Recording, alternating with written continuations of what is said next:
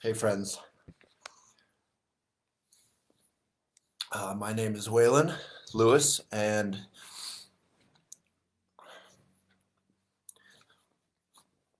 um, I don't know what the heck I'm doing a video for, but my good friend, many of whom you knew, Redford, Scotch Lewis, my dog of 14 years, um, who I got just after moving into this house that you're seeing behind me. He was a puppy right here on the floor, and I was freaked out about how to take care of a living being.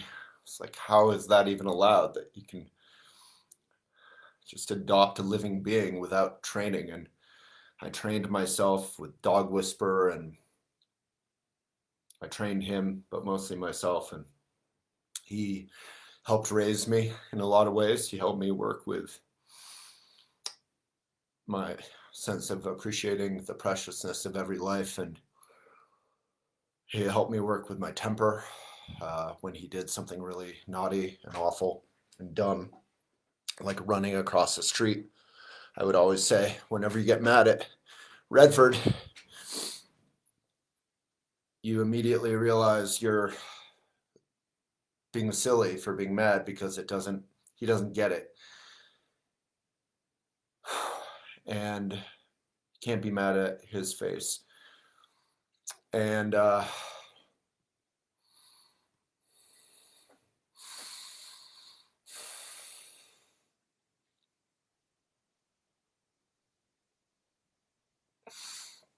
I don't think I'm special because he passed away last night. I know a lot of us have lost our dogs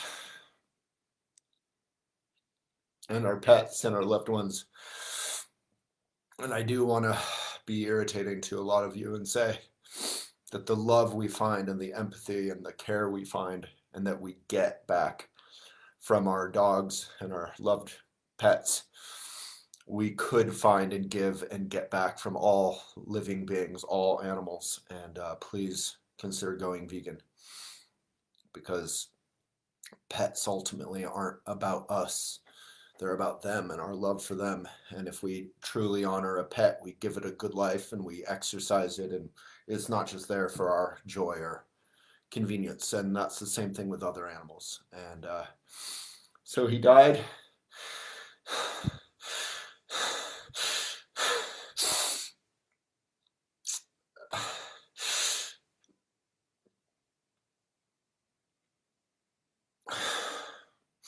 Right here, the carpet still pulled up where his body just let go, and he peed all over the floor, and he yelped in pain. He was laying with me, and he's been not well for 3 months since he had surgery for some bumps, and the anesthesia I don't think did any favors for his old heart.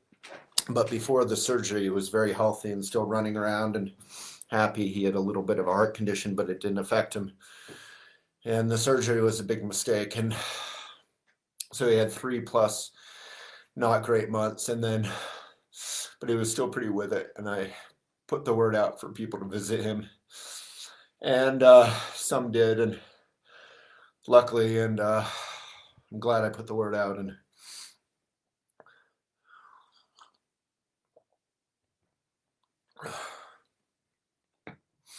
And then last night he was laying there and he kept sitting up suddenly.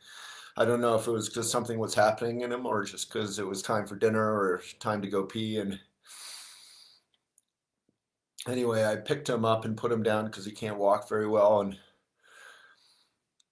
I was talking to him and I walked ahead of him to serve him dinner, and it's still out. And right behind him, he yelped a couple times in pain and like sudden shock and pain. And I think it was his heart breaking because his heart had swollen up to like a cantaloupe. It wasn't good. And over the last months it had done that, and the valves weren't working, and he was on heart medication, which helped. And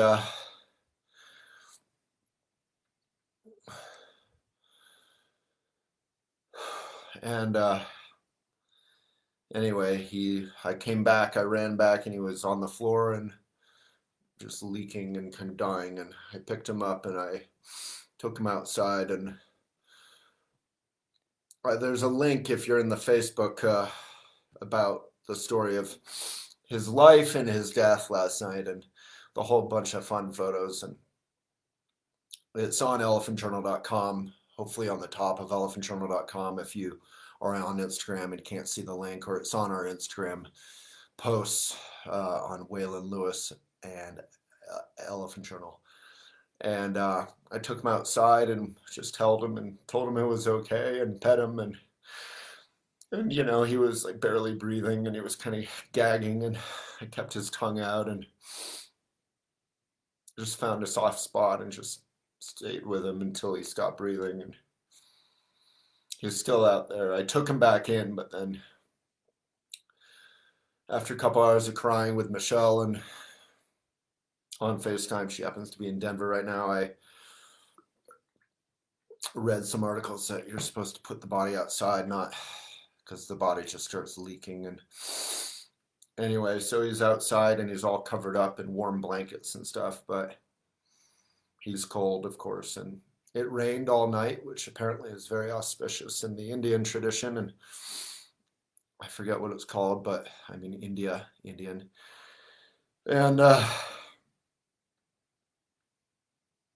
going to bury him now, and we're going to do a fundraiser for him that will give whatever access to plant a tree and plant over him, and it'll be a flowering tree to provide shade and sustenance for animals and bees. And we'll do a little statue that we can remember him by a wonderful local artist who is, I think, willing to do it. And then we're going to give everything that's in excess to Love and Arms, the local animal sanctuary here, because at first I was going to give to a humane society where I got him, but I think, you know, extending the love we have for our pets to all animals is, other than the profundity and immediacy of, sorry, I'm really cold, of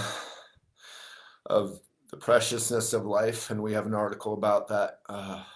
It's called Death Comes Without Warning. It's about the Buddhist 4 reminders. We could put that in the links and in the elephant blog. I should have done that. Lindsay, if you're here, you could put that in.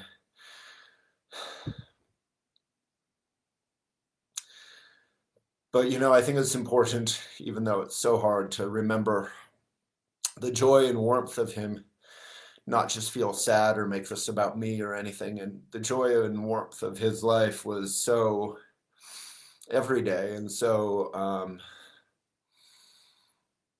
I mean, once in a while it could be frustrating, but like it was rare. And like he was just, I put so much love into him and so much training into myself and into him. And he just gave back and gave back and gave back. And yeah, we have the donate link. It's on GoFundMe, and it's in the Redford blog, which is on top of Elephant Journal. So please find it there. And I'd love to, if we could give a lot, hopefully we can adopt a stall or something for pigs or cows or something at Love and Arms and remember him with a little portrait by the stall. And anyway, that's it. I wanted to come out. I didn't know what the hell to say, but thank you so much for your comments. I haven't been able to read them, but I'll go back and read them. And I'm going to go bury him now, and in a place where a tree will be good and where people won't walk, and where we can kind of touch his little statue if we get to make it. And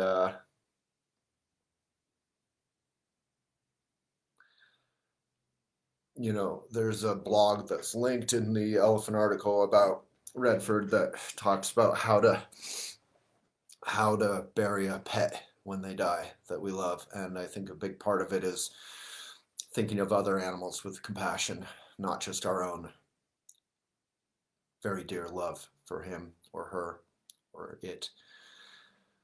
for them. So that's it. I give my love to all of you, and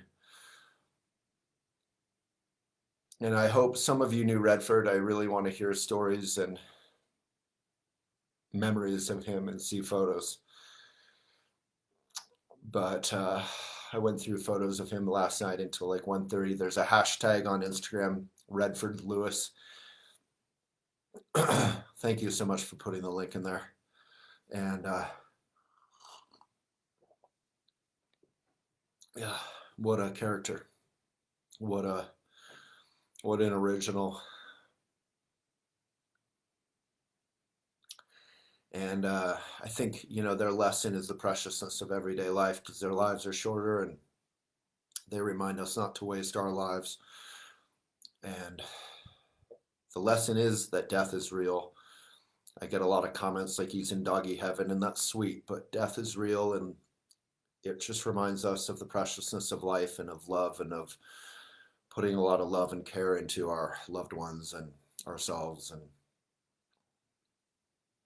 I think that's all I got. So I'm going to go. But thank you so much, everyone. And I really want to read your comments, because that's the part that really breaks me open for some reason whenever I think I'm done and I'm okay. And like this morning, I woke up and I just thought I'd be okay and sad. But then I read comments and I think about them and I look at photos. And so it's my dog Redford, for those asking. And yeah, there is a link in the elephant article on top of elephantjournal.com and in the posts on our Instagram and Facebook and all that, if you are inspired. And you can see a ton of dorky photos of him. And yeah, exactly, focus on the joy of his life. And he really did. And I exercised him all the time. I biked around with him, and he was 14, and until the surgery he was super strong and still active. And I hope this is a lesson to all of us, that we have to be active with our animals and not just leave them at home or in the yard as much as we can. Just really be there for them, not just have them be there for us. That's how I always was with him, and he gave back so much. And he was so social and loved. He would whine and yelp in joy and excitement with people who he loved. And even yesterday he did that. And I took him for a final. I write about this in the story on Elephant, but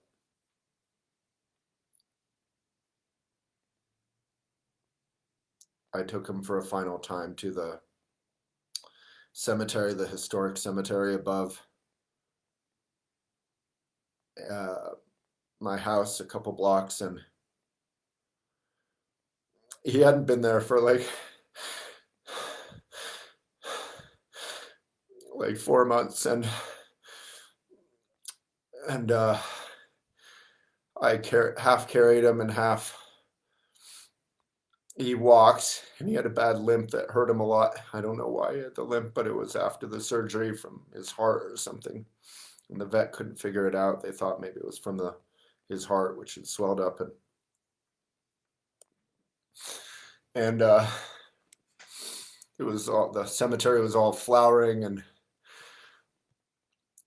I put him in the little creek in the cemetery for a final time, and I by hand. And luckily my friend had come by, and just then, to visit Redford, because I had put the word out to visit Redford, and he took photos I didn't even know he did, of me lifting him up or down and then back up out of the little creek that he had swum in. And he swam in it one last time under the bridge. He loved swimming in that creek in that cemetery. And he sat beneath the cherry blossoms, and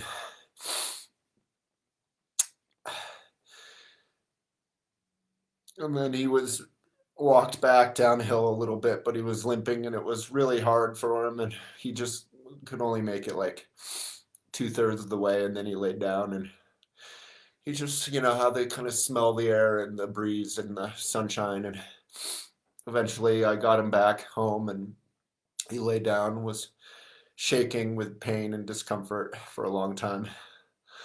And I gave him his medication and his pain pills, and it didn't seem to help. And I gave him a hot water bottle. And then a few times he sat bolt upright. Maybe it was the beginning of the death, and he did it like 4 times. It was kind of weird, but maybe it was just him waking up and wanting dinner. And I already said this, and his ear was sticking out all dorky. And then anyway, I already told the rest and wrote about it. But I wanted to say that last part of that. Luckily, I took him to the park, the cemetery, one last time,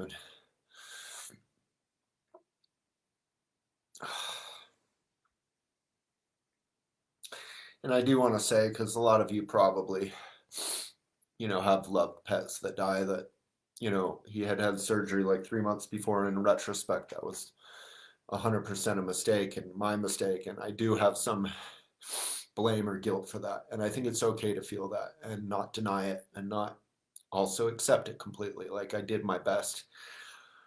And I spent any money I could on his tests and his medication and his trying to figure it out. But the lesson of Buddhism is we can feel regret and we can feel these mistakes without having to deny them or bury them or push them away. And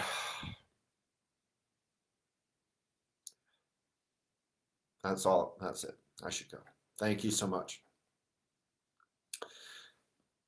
Please, if you are so inspired, go to that article and read it and look at some photos and share it. And if you're doubly inspired and you knew him a little bit, feel free to join the Zoom call at 1 today. And if you are inspired to give anything, $5, $10, anything in excess of the tree and the little statue the statue to him will go to, it's a local like potter's statue,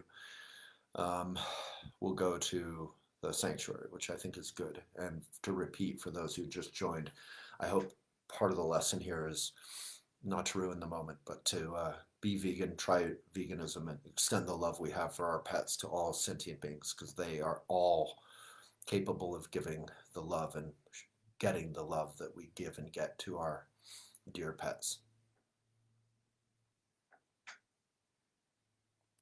Thank you so much, everyone. I just have to find the hang up button. You can see his dog ramp behind me and his bed, and this is where he died. The carpet's still pulled up.